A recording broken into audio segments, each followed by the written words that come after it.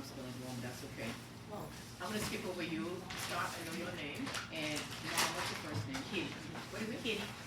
Kitty?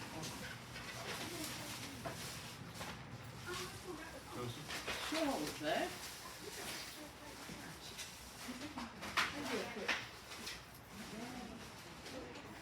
So what I'm going to do, I am going to begin. And I'm going to ask the question, and then you come. Kenny, I don't know if you want to, while I'm facing Abigail, and I'll do Abigail and Joseph together, and I'll do herself. So it's really 4 components. Then I probably would need to move my seat. I don't know, but we're gonna see. So let's do this. I'm gonna do you first because I know you're on a timer right there. Is that okay with everyone? So I can address her first. Okay. So, however you want to do this, are you capturing all of us here? Yes, ma'am. Okay, you are. Okay, so, Come Apart Ministry, just want to dialogue, you can stop recording. We at Come Apart Ministry just want to just sit with you. I know you've been blessed by the service and everything. And I just want to ask one simple question, 2 things actually. Tell us in a short way your story, or what you want us to know, or what you experienced, anything that comes to your heart that you want to experience, and then how could we help? And that's pretty much it. So I'm going to ask the ladies back there if you guys can be quiet. We are recording, Jackie. We're trying to record. Thank you. Okay, so we're going to cut what we need to cut. Kitty, could you share with us, do we need the mic? Do you know if we need the mic? You need a mic, or you should do it? Just put the mic just in case.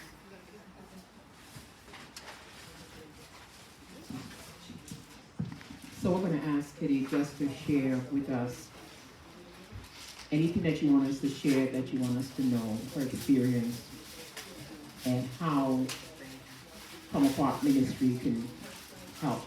Not only Come Apart Ministry, but the Christian, the church. We need the church to come in one accord, to be able to be a support, to be able to help, not only prayer, but to do and to give to our families that has been in Asheville and the surrounding area. So Kitty, we're going to pass this mic to you, and you just share with us, please.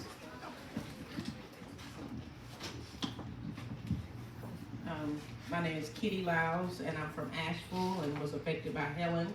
I'm a caregiver as well as a mom who's dealing with, I guess, not having maybe support as far as mental and behavioral health.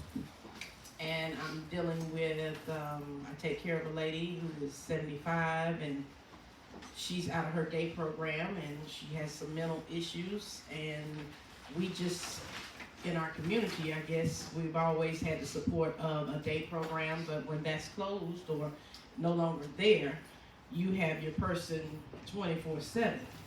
And as well as the school system being closed, and I have my son who is sitting beside me, Scott Allen, and he's, bored and missing his friends and trying to find some outlet of entertainment, I guess, or something just to calm his nerves and understand where we're coming from with this storm. But far as the ministry, it's just good to know God is there to be reinforcing what I already know. It's good to have, I guess, other adults around me, communication, other children. What did you lose? What was in the hurricane in that The time? biggest thing which I lost is, I guess, my daily routine, my job, my pay, trying to focus on how to maneuver bills that don't stop, they just keep coming. Right. Or they give you a break on bills, but it's called a deferment. Right. But when the deferment reaches its deferment, you still have to come up with that bill. Right.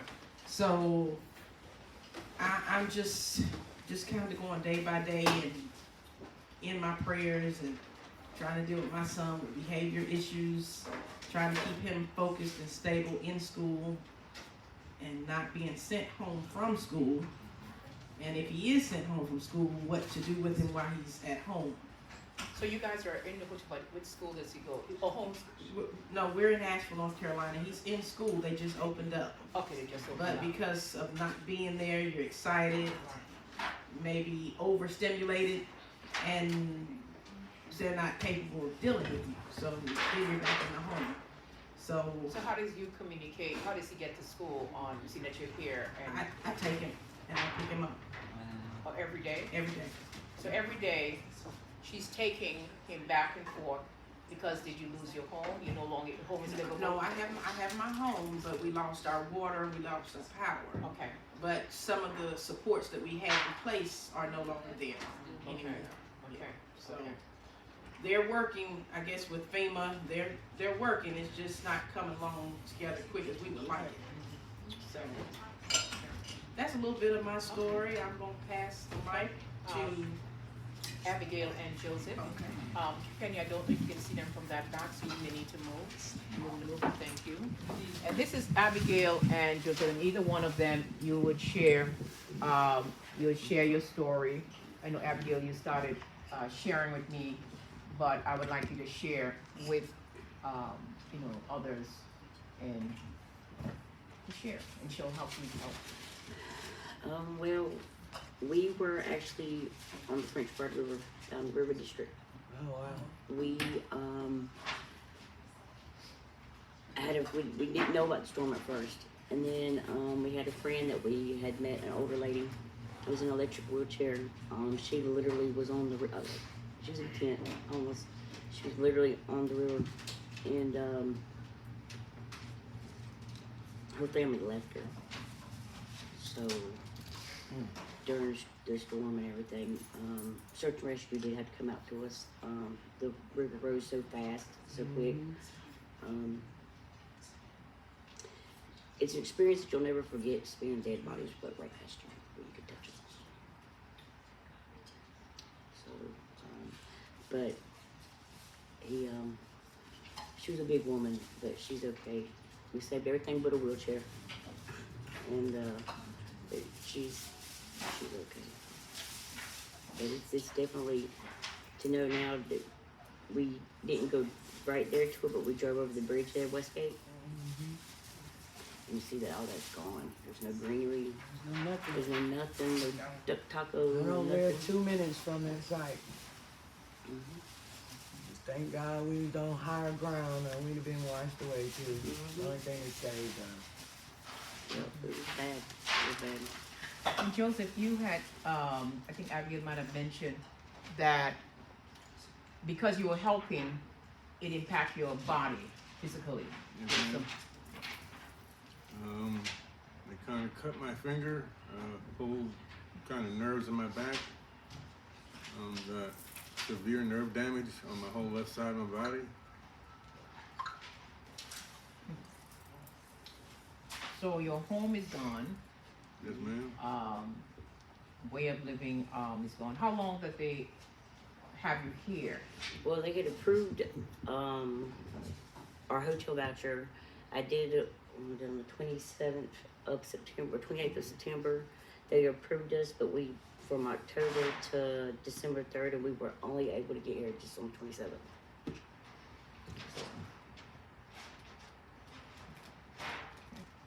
Thank you for sharing. Anything else you need to know? Um, Anything, well, it seems like anything, all things, seem that there's so much lost all over, so. There is. I don't know if any of y'all had to stay in one of the Red Cross shelters. We were in the main one, the Ag Center. The North Carolina State Capitol Police came in and kicked all the local cops out. They were in armor. They had their guns. You felt like you were in prison. It was great. They sit there and watch you and talk about you right in front of you. It was not a good experience at all. So that's where you guys were placed, but yet still you were surrounded by police and all. Oh yeah, we had the North Carolina, like I said, North Carolina State Capitol Police came in and kicked all the locals out. They didn't know how to cope and handle the situation because, and that's the main Red Cross shelter. a lot of the younger homeless Mm-hmm. generation, once they started coming in, there was ODs and stuff like that. So they didn't know how to handle it. They didn't know how to handle it. They didn't have the right doctors. Right. Like, I have depression, anxiety, and they're supposed to have psychiatrists in there. They didn't have nothing. I walked around for 3 weeks with a bacterial infection in my feet from the river water. That's why I'm not going back home. That's my biggest reason is the water. It's bad. And it's a very, very big impact. And a lot of people being hospitalized behind the water is through your hands. So you're washing the water with the you're washing your hands with contaminated water. They still run in hotels with the water contaminated. That's I can't foresee it. Tell me your, thank you for sharing, Abigail and Joseph. Tell me your first name again. I'm sorry. Sonia. Sonia, you started to mention,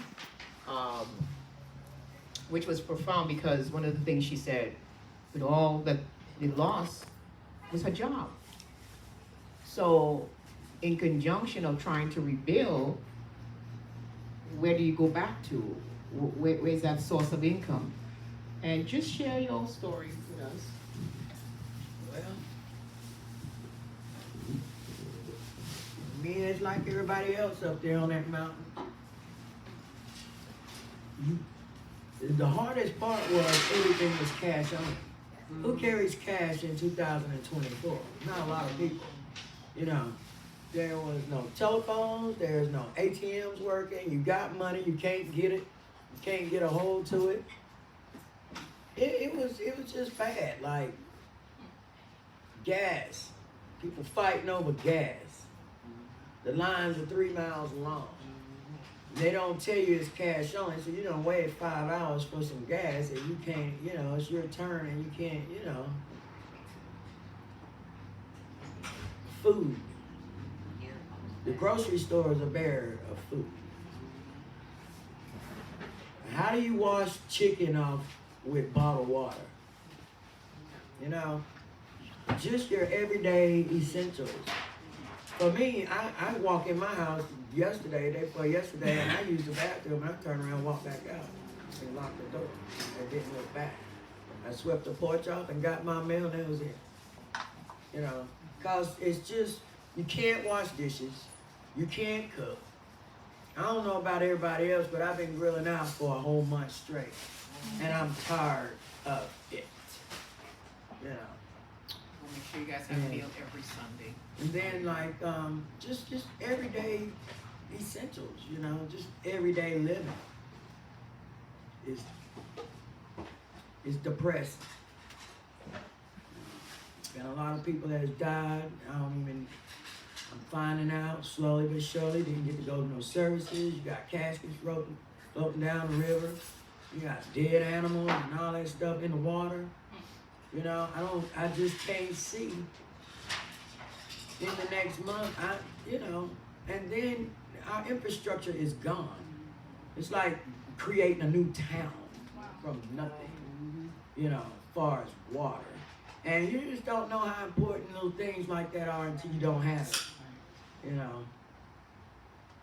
And then, like you say, the bills don't stop. A lot of jobs has been washed away. Bills ain't stopped because there ain't no more jobs,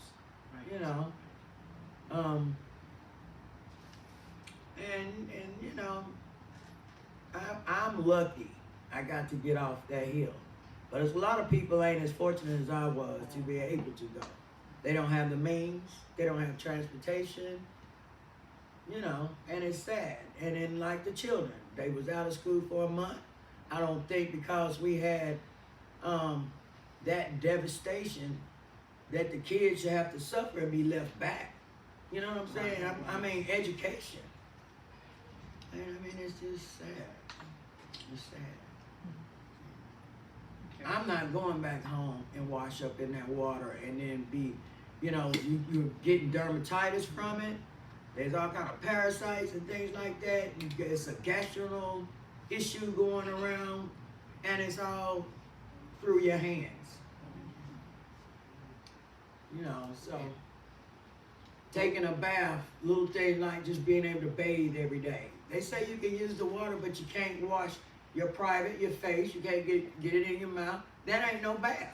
You know, so I will say this, by going back and forth, I come down on the weekends. yeah. They do have Red Cross. They have shower units. That's great. Shower units is cold outside. You take a shower, you go outside, you sit. I have a 75-year-old lady. You got to go up these little metal made steps into a trailer. The trailer has a little metal square. You got to step over in it. I have to assist her in showering. We both can't fit in there. It was small. So that was a tough issue for me. So we've been boiling water, just doing a wash up. Then we come down here. The weekend is like bath time. So it's a lot. So now you guys, some of you go home to check on your home weekly. So you just go for that day I have. and go and I come had back? to go vote, so I had to go home and do that. And yeah, I just check on my house. I get my mail. I got neighbors getting my mail. We look out for each other. I lost all my food, and I don't know about y'all. I ain't talking about one of them little cubic freezers. I'm talking my freezer was an old school freezer that took this whole wall. You know. So, you know, here it is, Thanksgiving and Christmas coming up, and I wasn't worried about no turkey and ham and all that stuff because I got plenty of food. It wasn't nothing to do but feed the community. You're gonna lose it, it's gone, so we try to cook it, and I must have fed 30 people one day. At least we didn't throw it away, you know. So, I mean, one thing that I did see was black, white, I don't care what color, creed, or fam, what you came, they had to pull together. They had to. We did in my neighborhood. We had to. I didn't have no propane for my gas grill. I knew it went out, but I wasn't. I mean, I filled the tub up with water and all that old school things you do, knowing it's gonna be something.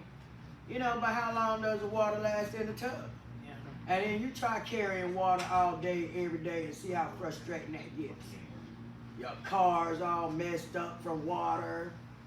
You know, you gotta have water flush commode. You know, that's all you're really doing with it. And it ain't but a trickle. I don't know about the force of your water at your house, but it ain't no force. So I mean, it's a half flush, and it stinks. That water stinks. Because the waste management plant erupted into the river. It was a dam boat. Everything went in that river. Caskets and all. So that December thing that they give you for FEMA, that won't work. We didn't get it. I was denied. Was you? You talking about the hotel The stay? hotel stay. No, but not for the hotel stay, but for the. Oh no, yeah, we didn't get that.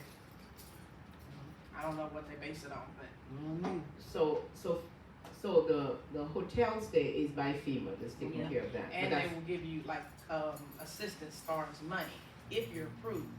But you're also denied. But we don't even know how do you get denied when you went without lights and power too and have no job. So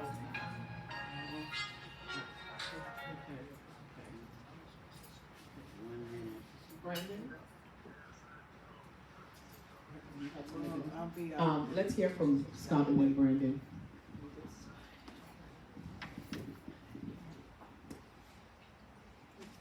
Let's let the young person share, and then Brandon will share. The representatives. So we had a similar thing we did our neighbors. They had a lot of stuff in their freezer and refrigerator, and they had their griddle, like their little stove thing, and they cooked for the whole neighborhood and they shared it. And me and the neighbors' kids, we went around the whole street, the block, asking and inviting people to the cookout, and we did that for 3 days. And other people, they brought their food that was gonna probably go bad too. So if everyone came together to help, and that's what we're asking the body of Christ, that everyone must come together and help. This is not a camp thing or other churches. We do know that other ministries are doing what they can, but we do need to come together and see how we can help by being a voice, and even being a voice, so the government to help, and the churches to help, and the people to help. And I truly believe if every person that has not been impacted will do something to help those who've been impacted, there will be a great help. But not just to sit and say, oh my God, it's so bad, or we're praying for you. That's not enough. And I'm speaking my heart, I'm speaking for my brothers and sisters, and this is just a little group who are here, but there's so many. I believe the hotel says there are 50 rooms that is blocked off for Displaced. So could you imagine with the 50 room, how many individuals that's in that room? I don't know how it works. But 4 people per room. 4 people per room. So do the math, and that's just this hotel. That's not the people, like you said, who stayed and so forth. So church, we need to do something. We need to truly be the hands, the feet, and do what we need to do, and send that message to the different ones to be able to help. We do our part beyond praying in a tangible way, and also reaching out to how we can be impacted. We heard from, Scott, the young, the little ones, and mom is driving back and forth to school. School is open to Asheville from Charlotte. I wouldn't want to do that if it's just 20 minutes, much more. So these are the things that we don't hear about on the news and so forth, that's real life. So Bernard, share with us, representing your family or your wife, you can also share. So I'm gonna start with probably this whole entire year was struggle with my son, and more than your average struggle, because I was jobless. He was brought in this world, and I had no way to provide for him. So it was pretty chaotic with my dad on my back, saying he's helping us, but he's not really helping us. He's holding it over our heads. So then I took responsibility and got a job up here in Charlotte. I waterproof. I hang off these buildings and all the office sky rises. I hang off the side of them, waterproof them. Dangerous job, but thankful because I still have a job during all this mess. I'm still able to go out here and go to work and provide for my family. But September the 26th was my birthday. My dad's death date died on my birthday in 2020, so it was a hard day. The first 2 days before that, I prepared for this hurricane. I was on top of that roof, trying to put tarps, trying to do everything I could to prevent my family from that roof from crashing in on my family, because we're staying in a camper. So the 25th, I'm up there. I about fall off the roof 3 times because it's raining. Slick, slide me everywhere. She's inside, he's screaming because it's raining. Can't do nothing about it. I can't get to them because I can't get down fast enough without hurting myself. I have to get this done because tomorrow is going to be bad, and I know it. So we go to sleep that night. We have a tree right outside the camper door. The camper is over the roots of the tree. I saw trees 3 times the size of this across the road, tearing down telephone poles. I mean, just demolishing the whole Shelby because it's at the bottom of a mountain. So all that come down to it. And Asheville got it bad, Lake Lord, Chimney Rock got it bad, but we got it bad too. And I'm thankful that it was just the roof that let go and water was pouring in.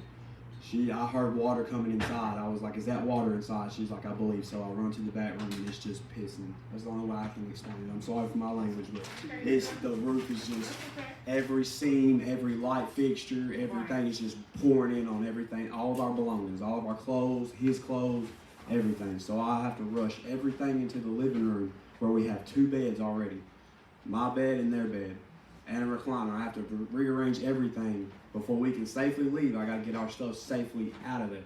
I get it all out, and this is on my birthday now. And now we get to rest and we leave. We go and enjoy our day, the rest of our day. We come back to that nasty, filthy home, and it smells so god awful. And I had no other choice but to let my son stay in there so he has a roof over his head. Because I did not have the money for a hotel, did not have the money for nothing, because all the bills and everything else. And he got sick to the point where they had to leave while I was at work for his safety. And when I come home, I had a choice to make. I had to do what I had to do. So I took my check and I put us in a motel for 2 weeks. Took every bit of the money I had, and then FEMA finally come through for us and put us in here till December the 3rd. But I don't know what I'm gonna do after that. I don't have nowhere to go. No family. She don't have no family. We're all we got.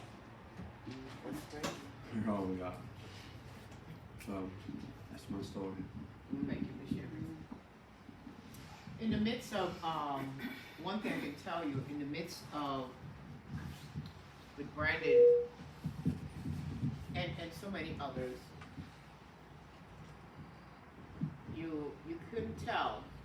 I thank you for you came in here with such a positive vibe, spirit, and it actually shift the atmosphere. Even when you got up and you joined me, it shift the atmosphere.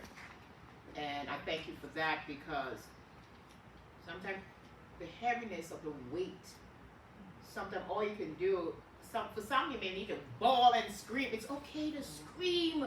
It's okay to cry. It's okay to yell. It's okay to say it hurts. It's not a fear. It's okay to laugh. Some people express, dance, whatever, to release it.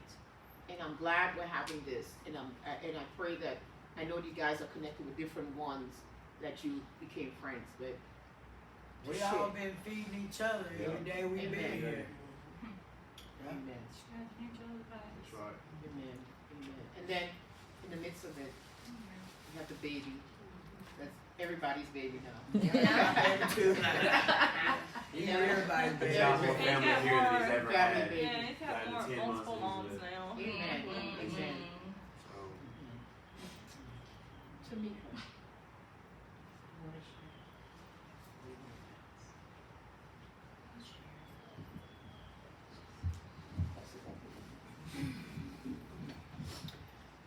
My name is Tamika.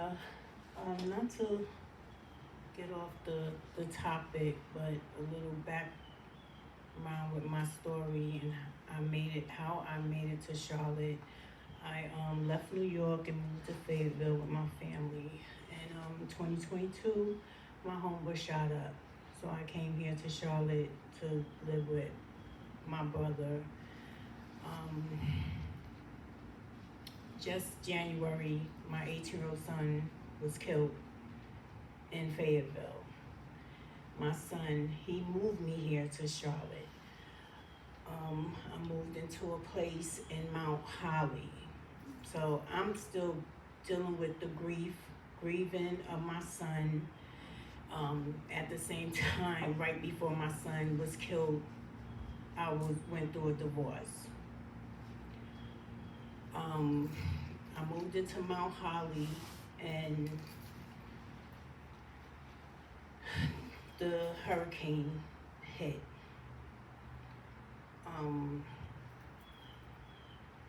I've been through other hurricanes, like even in New York, but this was the first time I was ever affected by it.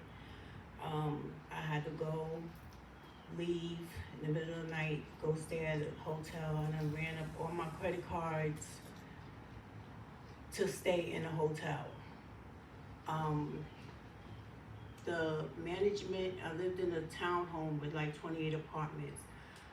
They pretty much told us to find somewhere to stay for a week. Now that's more money I'm spending on a hotel. Then on October 1st, they pretty much said, find somewhere to live by October 3rd.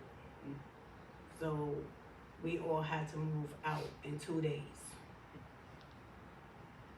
Because like what you were saying, they had to tear all the walls down in all the apartments. My story is a little bit different from you guys, because in the midst of it, God has still always been there for me. He's still been looking out for me, and through all of it, he sent the angel to where I was able to find somebody, an apartment, to where that lady, she pretty much didn't ask for the security and all of that at that one time, and I had did in the midst of it I had got approved or whatever for FEMA for the lodging. But yeah, I was on the news. They kept bringing the news over to the complex or whatever, but it really didn't help. It just seemed like they were just exploiting all the people that lived there, and that was it. But then you don't even hear about the news, because I haven't heard much lately about individuals who've been impacted. You know, initially you would hear things when a hurricane just happened and so forth. But since the voting and all that took beyond the voting, there are people still going through. So the tension was shift. And that's why I believe the Lord is saying that, okay, come back. The church need to come back, reassess. There's still individuals who are hurting. And for those who, there are those who can help. What I'm hearing is not only a need in terms of tangible things, I'm also hearing emotional. I'm hearing mental. I'm hearing someone to talk. The need for counsel. I think just having this platform, us talking, would help. So if they're Christian counselors, if they're pastors, that's why we do what we do, so we can come together and minister. You know, my appeal as Apart Ministry pastor is that other pastors, other leaders, other counselors will come join us. We're going to be here. God made it possible that he first initially laid it on my daughter's heart to feed. It was just a simple thing. Mom, I want to feed them. Okay. And then it grew into outreach, and then we started doing this. This is just, and we're going to say that someone said that you're tired of grilling, right? Yeah. Well, on Sundays, we're going to make sure you guys have a good meal. All right? As a pastor, I made a decision today. On Sundays for the next, we had already planned to have a dinner for you guys for Christmas. It may not be lavish, but it's going to be something to eat. It may be something simple, but you'll have an opportunity to bond with family, bond with others, an opportunity to have something to eat. If I'm eating bread and butter, you're going to eat bread and butter. It may not always be steak. My brother laughing back there. But we're going to come together, and because we have a hot, this morning, you know what I did, Brandy? I went into my shower and had a hot shower. You know what I mean? That others may not be able to have because what I'm hearing is trying to go up to this little place and try to do little. Remind me when I was in Africa, Kenya, you had to close your mouth and your eyes and take a tripling. It couldn't get into your system because we had to have shots going over there for missions work. So I'm hearing, but I also recall, and that was a little cup of water. You gotta be very, do what you gotta do. But I was in my shower today. Didn't have a care. But I had meals and so forth. So we probably, what we can, we have this location only on Sundays. We're gonna maximize that time. We're going so this is home on a Sunday. You know how to grill on Sunday, okay? If we're grilling, we're gonna be doing a different time. We be waiting for y'all to finish church so we don't disturb y'all while we grill. Well, we appreciate that. So whatever simple thing we have, Cam, is that we're gonna do that. We're gonna put out the other stuff that we have. We're gonna put out clothes or whatever. Maybe there's someone who was in the building who didn't join you that didn't get a toiletry. We'll have that out next week, Sunday again, so they can have that. All right, and so forth. We can only do, it's about ministries, only a dozen of us, pretty much. But what we can do, we will do. And my plea is that others, come volunteer. Come join us on a Sunday for the next, I would say, 3 weeks, however long most of you are leaving, transition and so forth. For the next few Sundays, next 2 or 3 Sundays. Come join us here and pray with Scott. The young ones. Come pastors, Get out of the four walls. Let's do something. Let's do something. Bring your church. If you have a small congregation, bring your church. Say we're gonna do something different. We're gonna go to Apart Ministry so we can pray with these men. Men have a way that, you know, they need, you know how y'all are. It's good if a male pastor grab you and say, come on, brother, let's pray. All right? That I don't have to pray as a woman. Yes, I pray for you guys, but there's something about when men come with men, touch and agree. Senior pastors, it's okay to leave the pulpit and come, or end church service and come. They're here. There's a need. So my prayer, I'm going to let my sister, if you wanted to say, she had already shared with me, and she blessed me on Sunday. Tell me your name again, my dear. Adrian. She sat in her car, and she shared a little bit with me. So just think, you're in a room with a few others, and probably your only other outlet is probably finding downstairs or in your car to get your little sanity piece, so to speak, right? And she woke something up in me, and she just shared, you know, pretty much similar to what everyone else shared and so forth. So we don't only want to hear and say, oh man, that's really bad, you know, come apart, Doc, we're praying with you. No, you know, we love your prayer, but we want you to also come. Just your presence, and I can attest that they will tell you the fact that we opened up and did this was different, and they were blessed. I'll speak on their behalf, and I know that we will impact them in a small way. So let's continue to do that. Anything before we close? You have anything you want to share? Yeah, pretty much sums it up. It's just a disaster that we went through, and it's still going on, and I don't know if it'll ever end. And that's on the outside and the inside. And I just pray for, you know, all affected by it. And, you know, I'm just speechless. Yeah. But, it's trouble up there. I was driving back the other night to go check on him. I hadn't been there for like 2-3 weeks. And coming up, Old Fort Mountain, that's the way I went, whatever. The smell was so awful. What about the eerie side? And we don't even know, yeah. Yeah, It's you know, spooky. ain't no birds It's chirping. spooky, it's nothing, it's dead, it's dry, it's nothing. You see your people, you see people that are still just trying to wait it out, but I can't do that. I have health issues, there's no way I can do that. Water, disease, carry. Yeah.